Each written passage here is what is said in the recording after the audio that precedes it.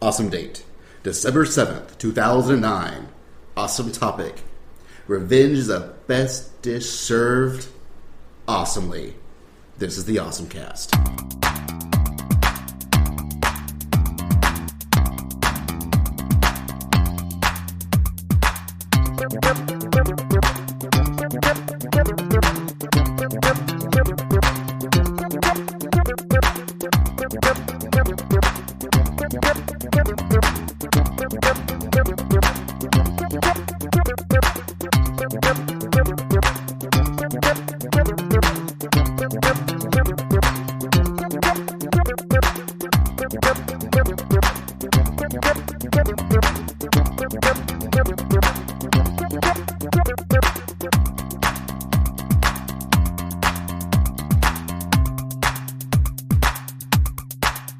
Welcome back once more to the OSMcast.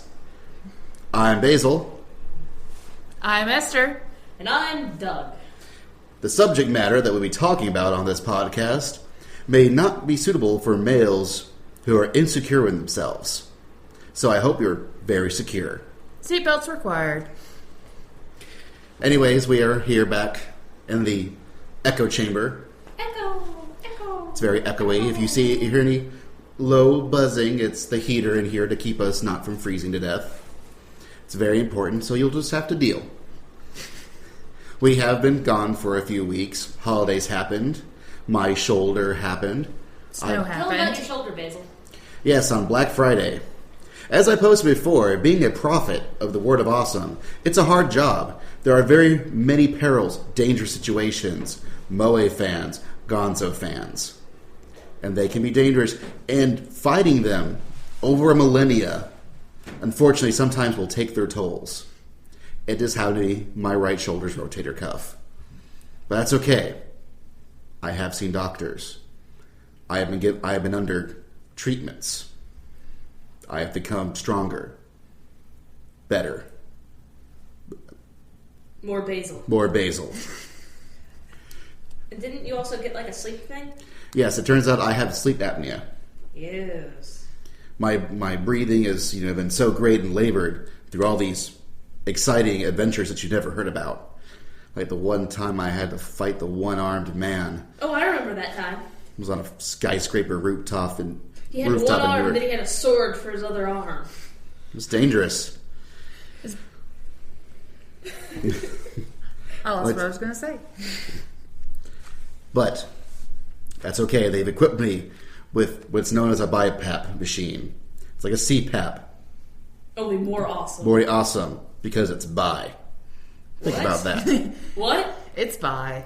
It means positive, like double layered passage. Oh. They can actually shoot air through me at two different pressures as opposed to one.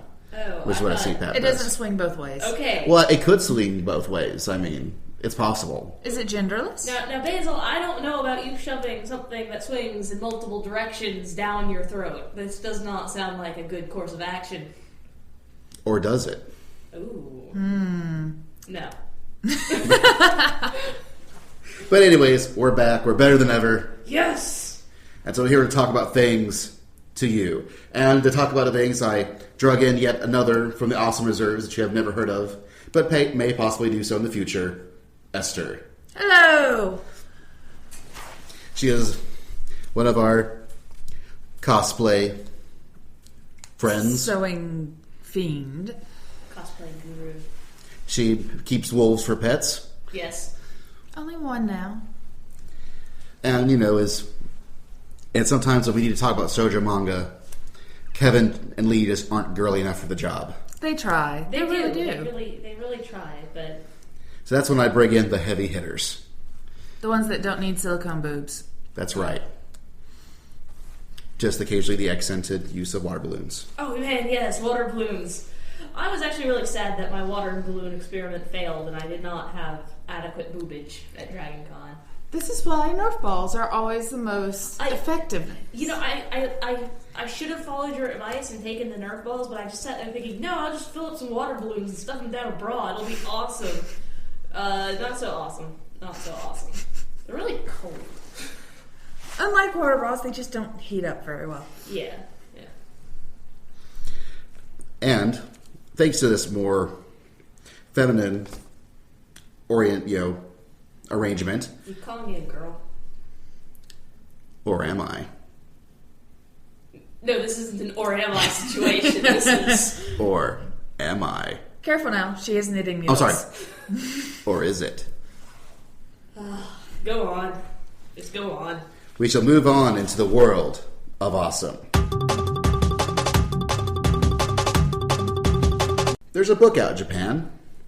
Been released. I got this from Canned Dogs, a wonderful blog for some of the crazier parts of Japanese fandom culture. The book is called I Can Do It Myself, Beginner's Guide to Anane, or Ananie, however you pronounce that, for guys. You see, on Annie, or whatever, it means masturbation in German, and the term is commonly used in Japanese. Ananie means anal version. So this is a book designed for otaku males, more or less, to finger themselves. Oh my god! Wait a minute. So it's anal masturbation? What? Yes. What? Chapter 1, before we start. Chapter 2, the first step. Chapter 3, the mechanics behind all this. Chapter 4, let's try using some tools. So this is like a magazine published in Japan teaching them how to have butt sex with themselves? Yes. What the fuck? Chapter 5, try orgasm. Chapter 6, try different things after you're used to it. And Chapter 7, we can do it with 2 people too. Oh my god! Oh my god! It contains explanations on the prostate. There are comics and detailed illustrations also included. You know, there are probably better illustrations than you find in a biology book. Just thinking about it. Well, the problem with the illustrations you find in a biology book is that they generally tend to be overly clinical, and so that tends to not be helpful to the layman. More importantly, there was an advanced book. There's an advanced version. Oh my god!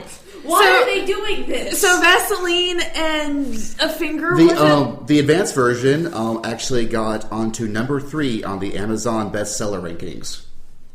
In what country? In Japan. Okay. That's the overall book rankings too. It was actually ranked number 1 in the Takoban book sales. What? Holy moly! Why Japan? Why are you doing What this means, and in most otaku culture, they tend to reject real girls for the 2D, the anime girls. Now they can reject real boys too? Well, now they literally are. They literally are now, instead of going out and get girls, they're staying around at home with their thumbs up their asses. Oh, God. As if they need to be less productive. Yeah, pretty much. Wow. Yep. On the plus side, Ponyo is nominated for a Golden Globe. Oh, good. Oh, sweet. It deserved to be. It really did. The only problem I had with Ponyo was the ending song. The rest was fine. The ending song was actually only really bad in English. Yeah, in the English version. The Japanese version was fine. I don't know. I kind of liked the English version, but probably for the entire reason why you disliked it. Probably. I mean, the rest of the voice casting was absolutely brilliant. And, the opening theme done in, everything else was done beautifully. But when it got to the ending credits and in English, and I listened to it, I'm just like, ah! Look, you could tell that through the whole movie, they were like, okay, we'll do this clean, we'll do this straight, do it properly, Okay, it's the ending, let's do it, let's go, let's screw it up, let's go on, let's do it. And then they did it. They did. We should be thankful that they waited till the very end to get away with it. I have to say, I think we were always planning on doing a Ponyo podcast, but we never got around to it, so I just want to go ahead and take this opportunity to say that I thought Liam Neeson did an amazing job as Fujimoto. Oh, heck yes. His interpretation of the character was somewhat different from the Japanese interpretation, because the Japanese character basically just grunted a lot. Right. And, occasionally said a few words here and there, to kind of give the eccentric hermit vibe to the character, but Liam Neeson, totally speed racered it up, and it was brilliant. I like the way that not only did he manage to make what he was trying to say and what to get across in English work, but the expressions that you hear in the voice match what the expressions yeah. of the character So made. well. And I think it has a decent chance, at least as good a chance for the Oscars. There are some stuff like Nine, Coraline, Fantastic Mr. Fox. I have to say, Coraline was really good, but I still kind of like Ponyo better. I'm a big Coraline fan, so it's really tough for me to try and say which one I think deserves it more between Ponyo and Coraline. Well, just looking on the actor aspects of it, I think the voice acting for Ponyo was actually better than for Coraline, even though Coraline was it really was superb. It really was. Like, it was really top notch. Nine does not deserve to be on there. No. That's okay. It also has Alvin and the Chipmunks, the Squeakquel. What? Also nominated. What? Now, sadly, Astro Boy wasn't, but Alvin and the Chipmunks got in. Have you actually seen Astro Boy yet, Basil? No, no one has. Yeah, But I've also not seen Alvin and the Chipmunks, and I'm pretty sure that I'll enjoy Astro Boy more than Alvin and the Chipmunks. I can almost guarantee that, and I don't even like Astro Boy. You know, I've actually seen Fantastic Mr. Fox, and I want to give my review that I have to say, without sounding too trite or dumb, like I contrived this, but it really is fantastic. And Is it really? Yeah, I don't mean, when I say fantastic, I don't mean it in the way that, oh man, this is so great, this is so awesome, you should go watch it. I mean it's fantastic in that it really inspires fantasy. Like, it's a very good little trip into kind of like a more childish mindset. You know, the way the animal people and human people both at the same time talk like they don't understand each other and talk like they do understand each other. Does it give the same type of feeling for stretching the imagination like Alice in Wonderland does? A little bit, yeah. Well, what do you mean by Alice in Wonderland? You mean this modern thing that they're doing? No, I mean like the original book. Yes, it does. It's very similar to the original book, where it's very obviously a children's story, but if you walk into it going, this is a children's story, you find that it has a lot of actually really great things. Like, the characterization of all the characters it's really phenomenal for what you see for movies these days. Like, the characters are not two-dimensional characters. They're really depth. It's just that the story is just kind of like... kind of childish on that. Yeah, it's just kind of like a childish little, this is what the animals that live in the forest are doing, you know? Now, a movie I think could have been on this list, just because, you know, it's live action, but used enough CG, I think you get away with it, is Ninja Assassin. Which, if you have not seen this film yet... Which I haven't. You should, as it is a ninja who is an assassin who assassinates ninjas. So he's a traitor ninja. Yes. But he's also a ninja assassin while also being a ninja that was an assassin. Oh my gosh, my head hurts. Why don't they make a movie called Pirate Thief? The name is multi-layered and deep, just like this movie is. It's very intricate, and throughout it there are meanings and subtext and text that go around the subtext. It's good stuff. Good stuff. It's also very bloody and violent. You also get, guys who get lopped off at the knees, and then you just watch them skid down onto their stumps as the blood flows behind. It's good. So if that sounds awesome to you, you should go see it. I mean, definitely, the Wachowski siblings once again has, pioneered brand new techniques into CG use in films. Just in this case, it's goofy, fake-ass blood. It's true. The Delstrat's right. The cornstarch blood is great. The CG blood now is just as good. They have raised that bar. They've raised the crappy blood bar. Yes. Wow. Hey, this is a film that was co-written by the dude who makes Babylon 5, Michael J. Straczynski. He co-wrote it.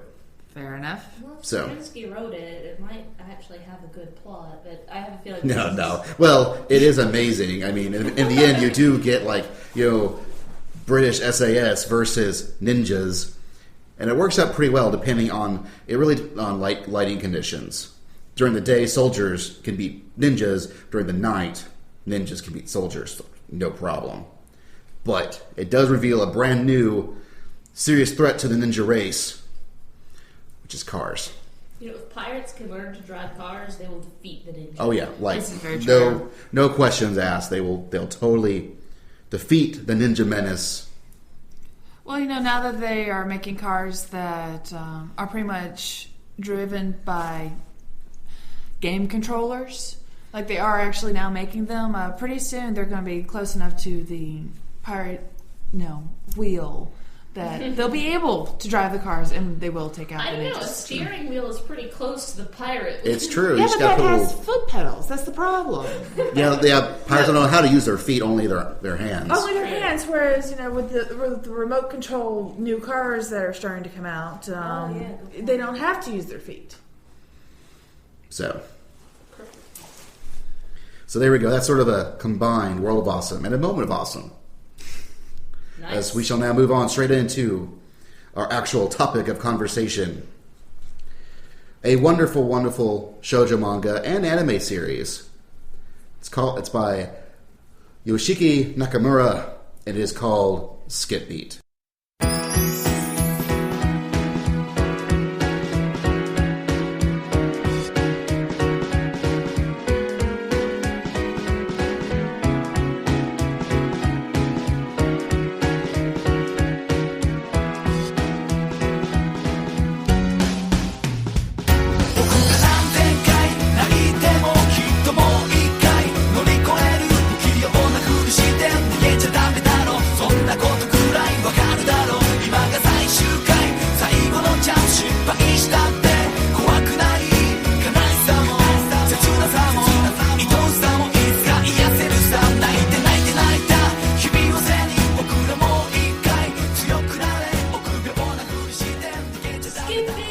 'em. Oh, I love Skip Beat. I actually know a lot of straight guys that like Skip Beat too. Mm-hmm. The predominant thing, the thing that it's one of the reasons why we said that you need to be kind of secure in your sexuality, because it is shoujo. It is shoujo, unabashed, completely. But unlike most shoujo that's driven by love and butterflies and that warm, fuzzy feeling, there is none of that. Yeah, the main character is driven by hate and revenge, and her entire goal is to get back at the guy that screwed her. Not in a sexy way, you tore my heart out, you broke my dreams, and you need to pay.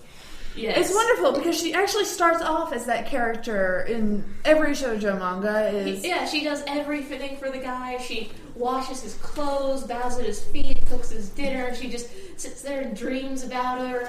God, I hated her so much. In the first bit. I was watching it, and I almost stopped watching this show before the event occurred. Because I'm like, all right, I'm going to finish this, but really, you need to do something. Oh, God. This is dumb. You just want to smack her upside the head the first bit because she's going, oh, it's my Prince Charming. It's every single bad shoujo cliche you can possibly have rolled up into one character.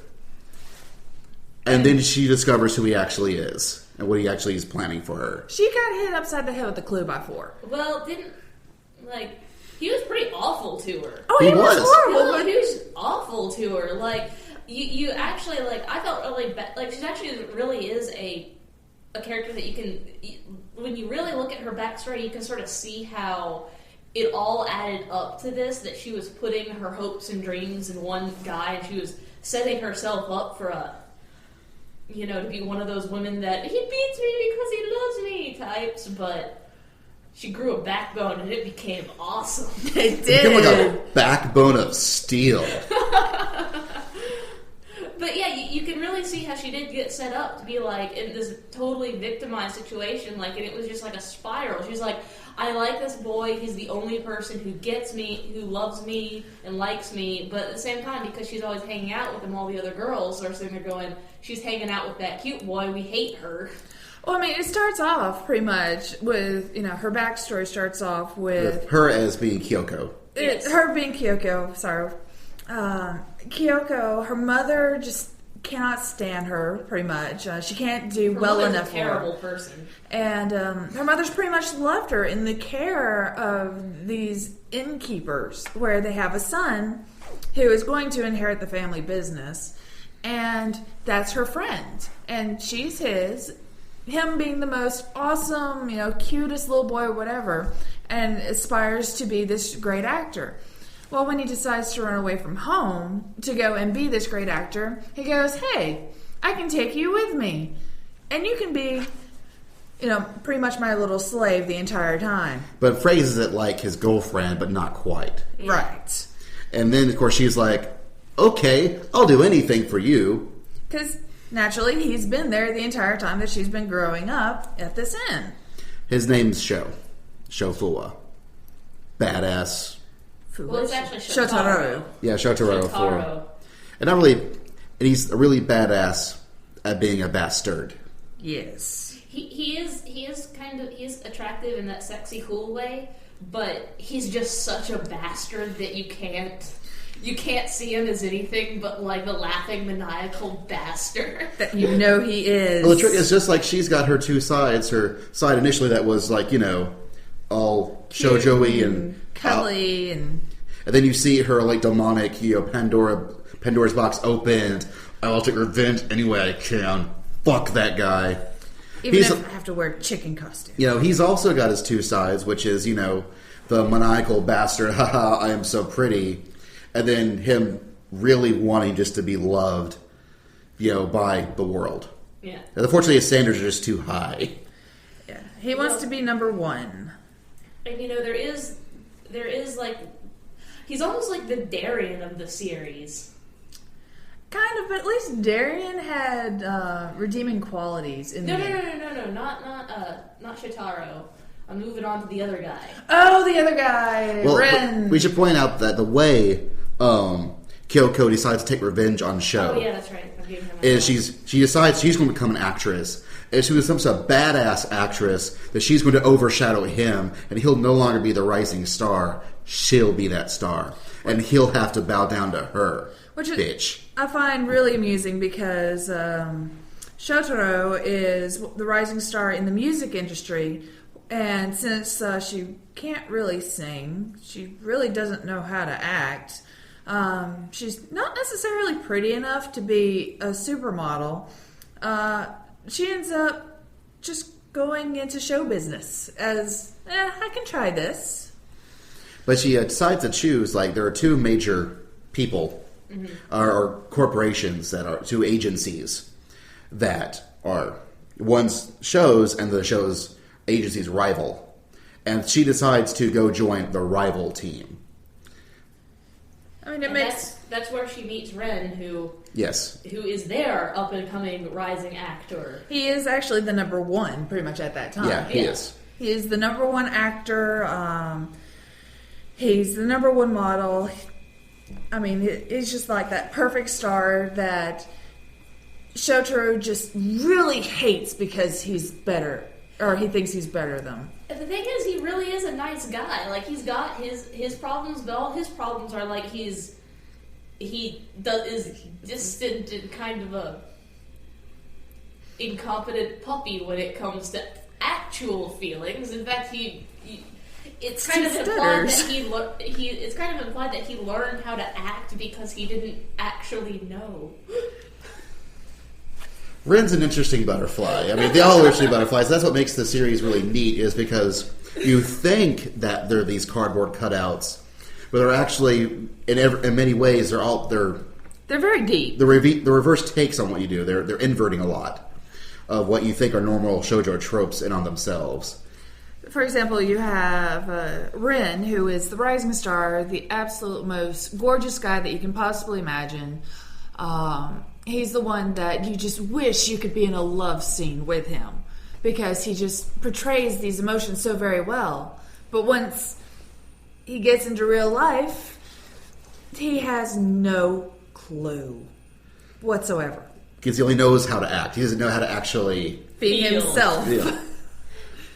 But, well, one of the things that the show does do, though, and probably somebody who is really into the acting scene would probably know a lot better than I do, but, like, they don't call it method acting, but, like, they, at various times, like, really, they basically go, Ren is like a method actor, and he's such a great method actor that he inadvertently makes his female leads actually act out. It's pretty much he's making them do what he's wanting them to do. Yeah, he like force method acts. Right. Yeah, like his acting aura is so powerful that they can't help but to respond to it in kind. Oddly enough, they don't put it in the Dragon Ball Z kind of way, but that is pretty much what it is. Well, actually, they do kind of put it in the Dragon Ball Z. There's many situations where you see like their rising aura of acting. It's true. It's there. It is kind of there. Okay, I'll admit that. Many times it's usually Kyoko like burning with such anger and rage that's actually the aura that she then transforms into acting and becomes amazing at it. And of course, Kyoko, even outside of the acting, her auras just seem to be so strong that when she's thinking evil or malicious thoughts at people, her evil spirits will come out and go and either try to strangle them, hold them down so that they can't move until they do what she wants. Or caress them really creepily. There's a lot of creepy caressing. And it's not like they meant it to be romantic and just it came out creepy. No, this was is just supposed creepy. to be creepy. It was like, there really is no way that you could imagine this. There's a phrase that, I forget the exact wording of the phrase, but it follows something along the lines of, hell hath no fury like a woman scorned, and that's this show. It is.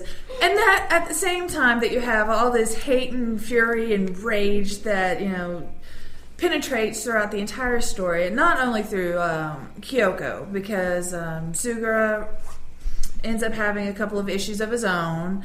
Shotaro has plenty of issues. There tends to be a misunderstood love triangle that goes on throughout the entire thing. Yeah. Where, she hates Shotaro, and Shotaro gets off on the hate. Yeah. He does. And he's like, oh man, I'm going to make her, because if she hates him so much, that means he's still the center guy in her life. Which means he's still the most important person, even if she hates him. And therefore he's number one. Therefore he's number one, so he wins. It is really messed up. And then you have Ren, who slowly grows to realize that he might have feelings for this underage girl. He has no idea what these feelings are, but they're kind of like the things he's supposed to be acting out in his love scenes.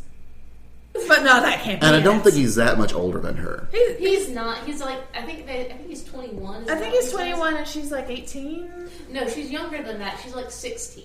Somewhere in there? Yeah, because they say it in the manga that she's like 16, 17. And so they're one of those couples where they're sitting right on the cusp of where... If it's legal or if it's not? Yeah. Depending on what your state you're in, and in Japan that would be fine. But you've got... Unfortunately, everybody seems to think that Kyoko came into the acting business just so she could get closer to... no one quite seems to understand her hate. No, Ren does. Ren gets it. Ren gets it. But the actual people who are signing up for all these gigs They don't get it.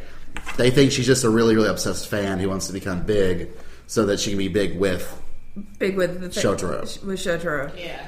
And she does, and it's interesting how they do it. Because she doesn't have any talent. Well, she has talent, but she has no clue how to actually use that talent. Right. And so they put her in this brand new group they call the Love Me section. Love me. That is pretty much because she is the president, who's a character in and of himself. Has way too much free time. He shows up in costume for every different story arc. Just because he can. He loves drama. He loves drama.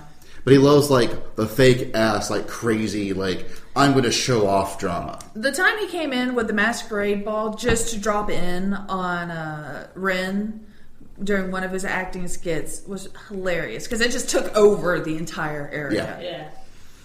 Where people actually started joining the ball along with him. Anyways, he realizes, oh, hey, you have this unburning hatred. You no longer want love. No, that's not good enough. You got to learn to love people and people love you. Of course, she's going, why should I need love? Love caused me to have my heart broken, stepped upon, and I'm now in this rage. Also, the trick is the agency that she's joined is called LME. L period M period me M period E. So love me is sort of a Pun on that. So he dolls her up in a obnoxiously pink pair of like neon pink, like a works jumpsuit. It is a bright pink jumpsuit. There is no getting away from the pink. And makes her go help whoever needs her help. Whether she gets to act in a bit part, act in a major role. Or scrape gum off the floor. You know, she has to help everyone. And if she gets enough credit in there, she'll actually start landing real roles. Which, of course, she eventually does. She meets interesting people. She starts climbing the ladder to do what she wants to do. Well, what I find really entertaining is her first role that she actually gets to be herself, other than being in the chicken costume, happens to be a role of hate. Yeah. Yes. But she can't just use her own hate. She has to actually... She actually has to discover the character's version of hate. Yeah. Like, and that's it. Because she actually is also... She's naturally good at the whole method acting thing. Yes. Like, so, and Rin picks up on that. That's when they start actually talking to each other. But just watching her figure out... It does a very good... It does the classic anime thing where they'll take their other experiences that you wouldn't normally consider what would be used in actual acting, and then uses them. Well, I don't know about that. I don't know about that because actually acting seems like the one thing where that is applicable. Because like in most anime, in like One Piece or something, Luffy suddenly remembers a windmill, and now he's developed a new attack based off this. Whereas with acting, it really does. Like if you take any acting classes, they really do sit there and say, "Now remember a time you felt this way, and do it." Well, it reminds me very much of say Yakute Japan. Oh yeah, God. Well, he'll take his real life experiences and somehow merge that into cooking. Yes. I mean, like for example, when she made her rose out of the vegetable. Oh yes, as her skill. Stuff like that they weren't expecting, but actually that brought it to it. That brought it to it. Brought her to the foreground. Yeah, the part about the rose was during the trials to try to get into the acting sector of LME. After reading some dialogue, they had to have a talent that they were showing off. Well, most people were doing singing, sight reading, tap dancing, all the relatively common talent show stuff. Yeah. Well, she comes in with a giant butcher knife and a daikon, and then proceeds to slowly peel away at the daikon to end up becoming this rose out of the one long peeling. Mm-hmm. And of course, when she comes out with this knife and this daikon, everyone's looking at her like, "You're an idiot! What the heck are you doing?" And then by the end of it, they're like, "Wow, that is really amazing." So they're like, "Oh well, we weren't expecting that. Now you caught our eyes." Yeah. And the trick is, of course, is that much like American media, it's very sort of incestuous. Where part of being an actor, you have to go to your talk shows, talk about things. You might actually go onto a talk show as a different character. They go, "Oh, hey, I've seen that person. Oh, I think that person's in that movie. Mm-hmm. Let's go see that movie." And that sort of thing. And so that's why you'll see her doing all sorts of different kinds of shows. Mm-hmm. Like Showa, he's a pop idol music star. So he'll also be in things like movies and stuff to promote his music by being an actor in movies. Much like you would see Master Thespian 50 Cent in various video games and films. Well, she also appears, at one point, she appears in Show's music video. Which is another big acting break for her, because that's originally what got their attention for her role in the movie. Exactly.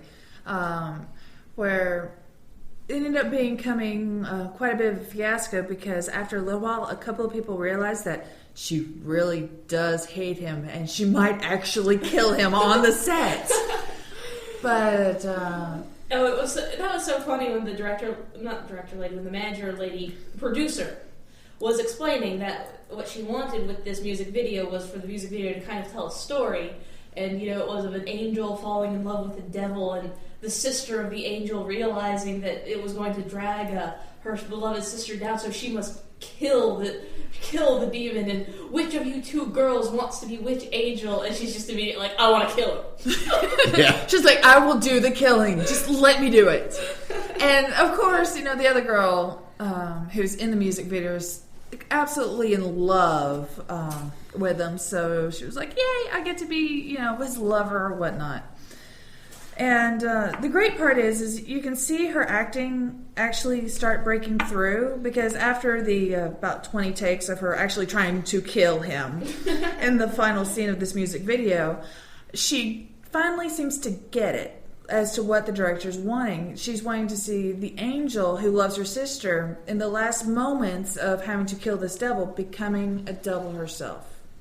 And she manages to end up portraying that, and that in and of itself helps her realize how to start acting, what she needs to do to try to learn to get these parts going. Now, this has to be something that is a real credit to the artist, both the artists who do the cells for the animation and for the original mangaka, but that a lot of a mediocre artist would not be able to portray this story, because so much of this story and what's going on hinges on, and then she suddenly makes this great face. She suddenly makes this expression, and everybody's really, really moved by this expression.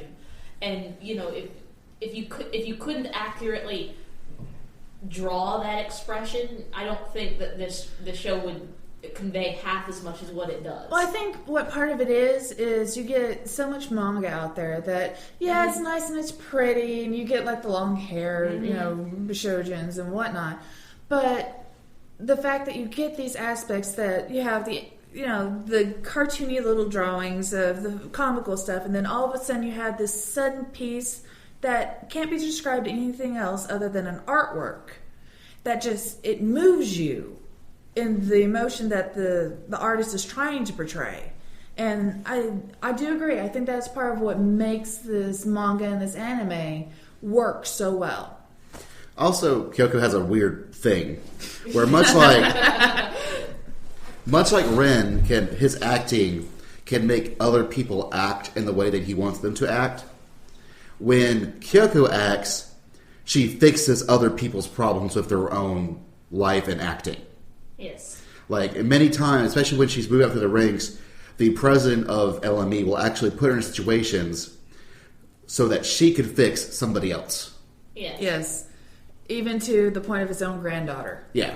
Now, by the act of her fixing them, she's actually helping herself. She's making through a breakthrough in her own acting and personal life, and helping this other person also make their own breakthroughs in life and acting. It's wonderful. It is.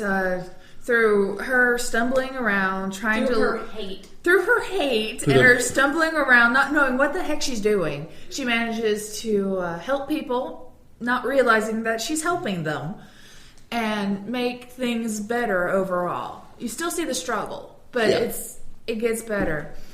And just the ways that she uses her hate is just fun to watch. Well, I think the most entertaining has actually been the newest stuff that comes out with the Ghoul Band and Valentine's Day. Because with Valentine's Day, for everybody else, you have White Day and Valentine's Day, and basically the girl makes chocolates and gives them to the people that she likes, especially the guys she likes. She makes chocolates of hate. Yeah, chocolates of hate, and then some guys don't understand quite what those mean, what those chocolates really are, and they totally misinterpret what's going on. It's good stuff. There has been a season of the manga animated that actually follows pretty faithfully as much as anime can. It really does. It really does. My only issue with the anime is actually the final episode, because the final episode really does end on a, and now I've had such a great adventure, and my adventure will continue on in next season. And you're like... It's just like, what? Like, wait a minute. Where's the next season? Now, this is what gets me, and I don't know if they've actually announced whether or not they're doing another Skip Beat season. But I know the voice actress for Kyoko was very upset when the season ended, and she said that they were more than likely going to do another. Whether this comes into fruition, I don't know. Well, it's one of those things where many anime that are based off manga are designed to get more people to read the manga. True. And like Kakaishi is another example where they made an anime, but the point that it wasn't really to become this new big thing with the anime. The anime was essentially an advertisement to get more people to read the manga. Because Skip Beat is a very numerous, long-running volumes of manga. I think they're up to like 30-something, graphic novels. So it would take a very long time to animate all this. And it also might be one of those things where they're waiting for enough manga to occur. Rather than have to do terrible filler. Right. It's one of those things where you get with Initial D, Hajime no Ippo, where they take breaks so they can have time to get enough material to keep going. And this might actually be having Skip Beat, because you think about it, they end at the beginning of the Dark Moon arc. Yeah. This is true. And if you think about it, a lot of stuff has happened. There's not enough stuff has happened to really make a new season. Well, you've got them in the middle of the Dark Moon arc. Then you've got the ghoul aspects going on, and then her other acting parts end up coming up. So I can kind of see where they don't quite have enough material. I think they have enough material for half. They probably have enough for half a season. I could see the Valentine arc being the middle arc of another season. And so they just need another year's worth of the manga to come out before they can do any more. That's what would be my guess. Which I hope it's true, because it really is just that fabulous. And it really is a great anime. And it's starting to become slightly stressful on me, because I'm like, when is it going to update? When's the next one? I'm sure you can find it on the fan subs, some out there. And I know that the manga is being scanlated, but it's also being released in America, volume for volume. Viz is putting it out on their Shoujo Beat label.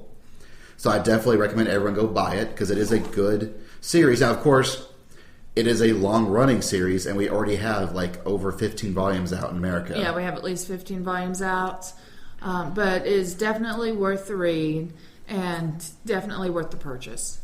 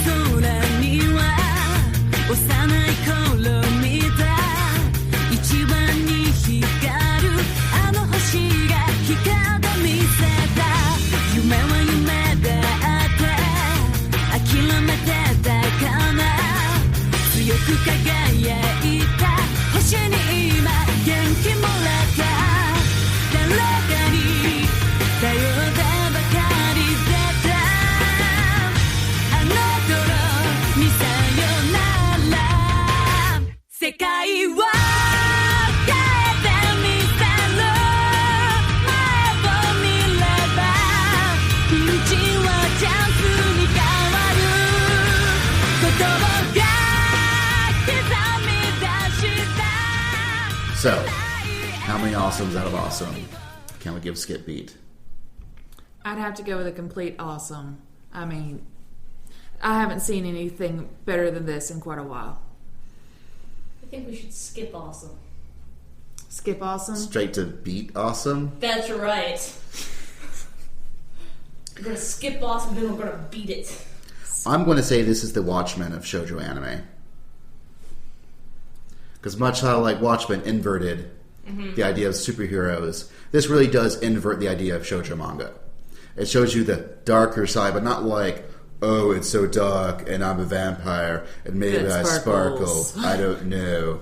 But this actually shows you the darker side of human emotions and the seedy underbelly of the showbiz world. I don't know that it shows the seedy underbelly of the showbiz world. It is still pretty much like the romantic, idolized version that you would expect to see in a shoujo manga. To a point. What it does do is show like you said, the darker side of the bad side of living the sort of romance lifestyle.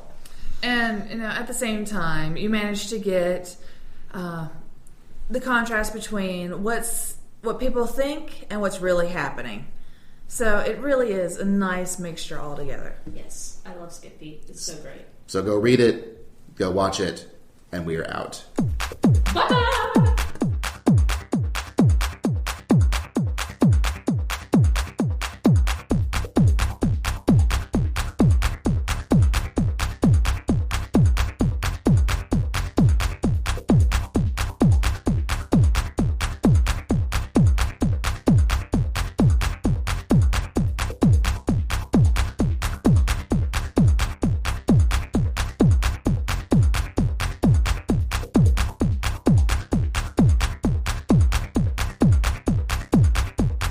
Hey, folks, and welcome. Edit that out, James.